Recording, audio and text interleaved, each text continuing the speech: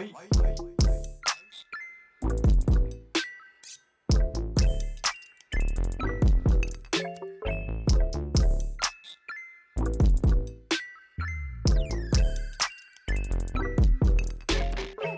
right, so I'm gonna start by, that's right, you guessed it, removing the front wheel.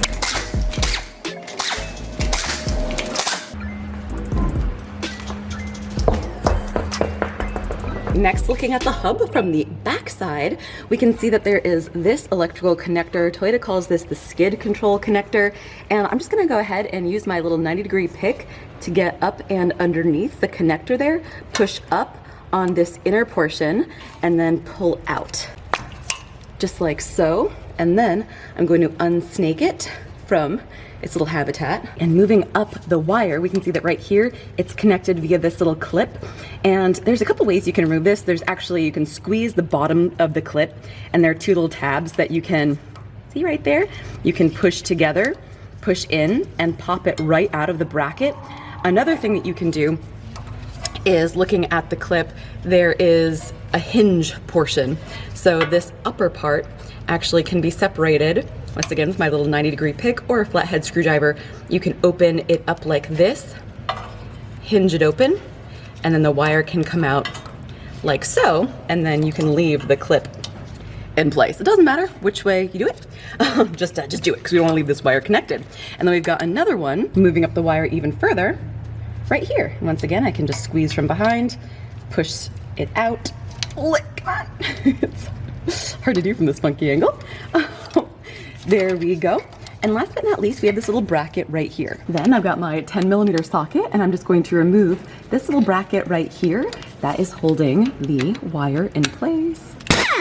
Moving up a little bit, we see that this wire goes up onto our upper control arm here and then sort of disappears into the car. So you can also remove this bracket up here with a 10mm bolt.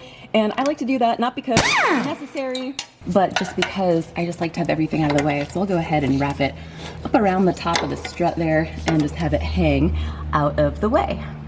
Next, I've got my 12mm socket, and I'm going to gently and awkwardly, because of the camera angle, remove this, oops, there's my bolt, bracket that holds the flexible hose, the brake line hose, and prepare to remove the caliper. Next, I'm going to be removing this brake caliper, and some people will disconnect the flexible hose, the brake line, from the back of the caliper, just remove the caliper and set it aside. However, I don't really like to open up the brake system and bleed the brakes if I don't have to. So what I'm gonna do is I'm gonna disconnect the brake caliper, and I'm gonna string some mechanics wire through this hole in the body, in the frame, and just sort of wrap it up and tie it in place so that it's safe and nothing's gonna happen. The reason why I don't just wanna let it hang is because you can actually do damage to the brake line. So I've got my mechanics wire and pair of dikes and my 1/2" snap-on impact with this sweet little 17mm wobbly socket. So I'm gonna go ahead and take some of the wire and give myself a nice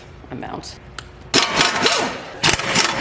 As soon as you get this top bolt out, the whole thing's just gonna go for it. Also, like, while we're in here, we're also inspecting the entire vehicle. So we're noticing already that we've got some blown front shocks. You can see by the darkness and the fluid, see the wetness that's going through the front, I said shock, strut. And another thing that I'm noticing is while I'm taking off this caliper, I'm noticing that we're gonna have to do some work to this brake system, because we've got one pad that is wearing significantly faster than the other pad. See how much thinner the outside pad is than the inside pad. And normally you'll see like a little bit of uneven wear on brake pads, but it's usually the inside pad if that's where the one caliper is. This, however, is a quad piston caliper. We got 2 pistons there, 2 pistons here. So it should be, in theory, it should be even. So I'm gonna have to make a note of that and let the customer know. I set my caliper, it's resting right here, and I'm feeding my wire all the way through this hole in the frame that goes all the way through, and I'm reaching in the top, and there's a brake line that runs through there, so I'm making sure that I'm not putting this over the brake line, that this is literally only going around the frame here. I've got my panel popping tool, and I'm gonna remove this clip right here, ta-da, and set this aside.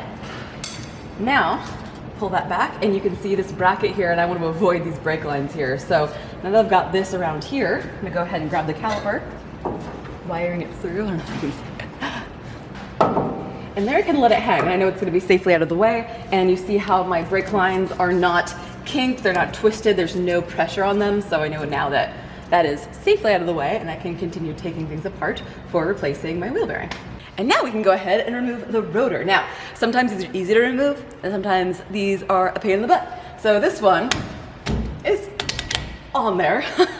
And this one, because it's a Toyota, obviously, and it's freaking awesome, has these two holes right here that are threaded. These are the perfect thread pitch for my disc. So check this out. We're just gonna go down to right about there. And I'm gonna thread these bad boys in there. And sometimes it's a little bit hard to get them started if you've never used these before. So like there's definitely some rust and corrosion in there. So I'm just gonna be really careful. It's hard to like run a tap through there because there's not a lot of space. They ground out pretty quickly, but you never just wanna like blindly start hitting these things with air tools, right? Now that I got them started, go ahead and 12 millimeter.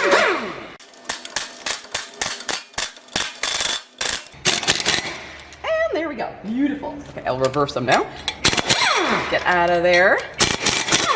Cool, set these aside. No, not over there in the collection.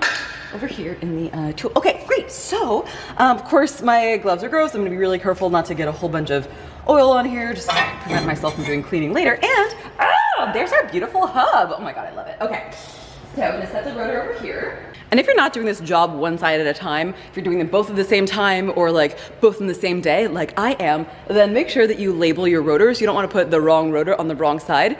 See, I marked this one P for passenger side. Because your pads, if you're not doing a brake job today, your pads have mated to that rotor. So you want to make sure that you keep the pads and rotors together in like a cute little pair. All right, so now that we've gotten here, oh my God. Oh my goodness. Inside here is the bearing, and this whole thing is considered a hub assembly. You can actually buy the whole hub assembly and you can just unbolt it and put a new one on, so you don't actually have to worry about pressing anything in or out. But I like to use Toyota only, and Toyota doesn't actually sell a hub assembly for this. They only sell the bearing insert. So I'm gonna be removing the hubs, pressing the bearings in and out. Now there are some companies that do make hub assemblies, and I have not found one that I liked yet. Anyway, okay. Next step, for my next trick, I'm gonna be removing this tie rod end from the hub assembly itself. So I'm starting off with my side angle cutters because there is a little cotter pin here that I'm just gonna be lifting up. Let me just try to make it as straight as I possibly can so that I can push it through a little bit. There we go. So see how like it was straight enough that I could get the end to come out a little bit. Then I can grab the end. There is my cotter pin.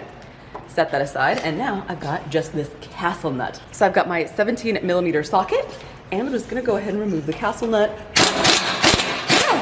Beautiful. And then we're gonna remove this tie rod end. Now, I've seen a lot of people go about removing these a whole bunch of different ways. There are special tools that you can use, and I actually happen to own those special tools, but I haven't used those special tools in a really long time. First of all, if you're going to be smacking on the end of this at all, do not do so with it like this. It's gonna take a lot of force. And if you were to take a giant hammer like so and just smack on the end of it, what's gonna happen? You're gonna mushroom this end. Not only are you gonna have a hard time removing it, but then also you're gonna have a hard time putting the castle nut back on. And this is one of those pieces that, I mean, unless you're doing tie rod ends at the same time, you know, you wanna make sure that this is okay. So first of all, if you are going to be hammering on the top of this, go ahead and put the nut back on gently with the castle portion down. Or like, I don't know, the little tops of the castle thing, if you're gonna smack on it. I don't smack on that part, some people do, I don't know, it bothers me. And then next, I'm gonna try my resonant frequency trick, and I'm just gonna smack on the side of the hub assembly. I'm not smacking at all on the tie rod itself, I'm smacking right here. And actually, I don't think I've used an actual tie rod remover tool in a really long time because this works for me every single fucking time, so let's see.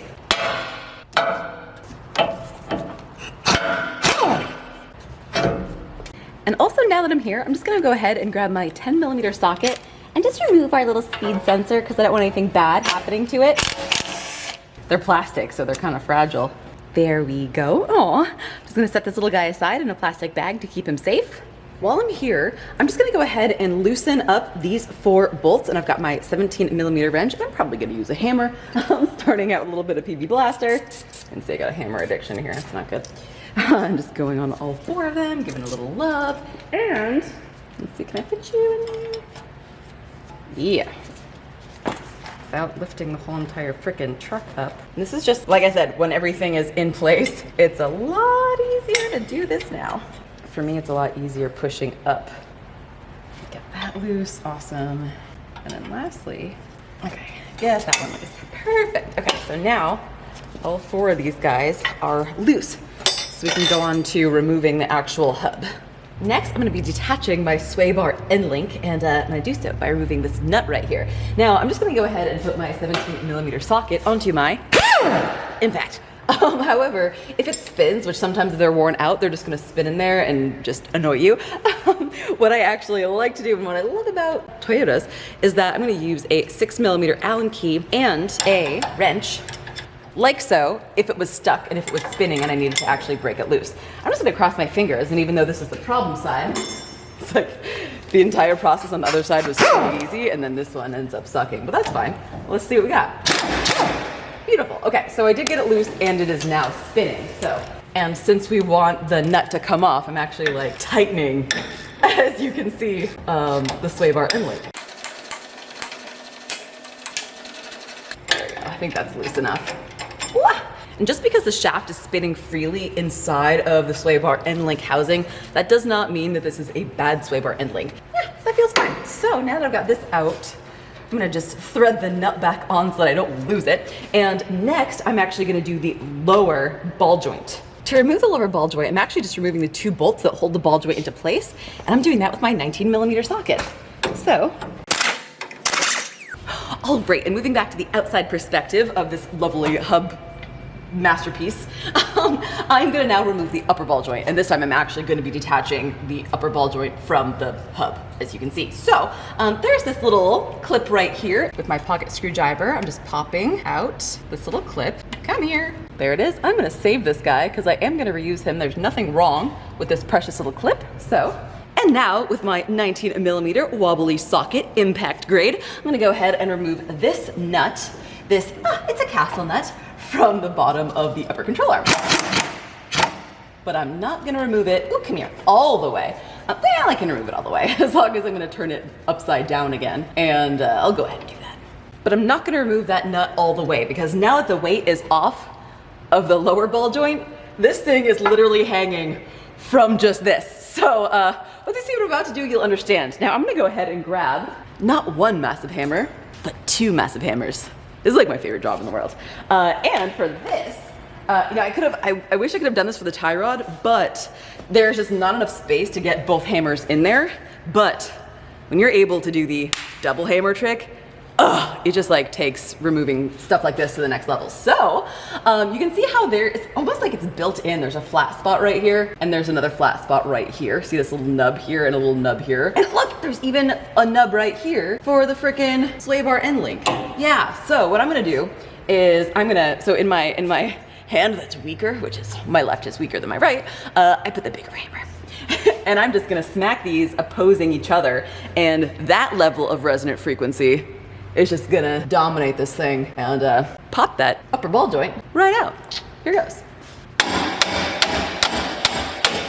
Aha! So that was actually easy. Easier than the other side. I'm gonna set these aside.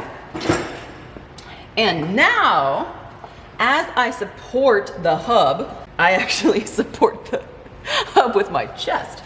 And I just hold it up and keep it from falling. And also take a little bit of pressure off of the nut here. So slowly undoing this nut, and ta-da! All right, and part 1 of this wheel bearing replacement tutorial.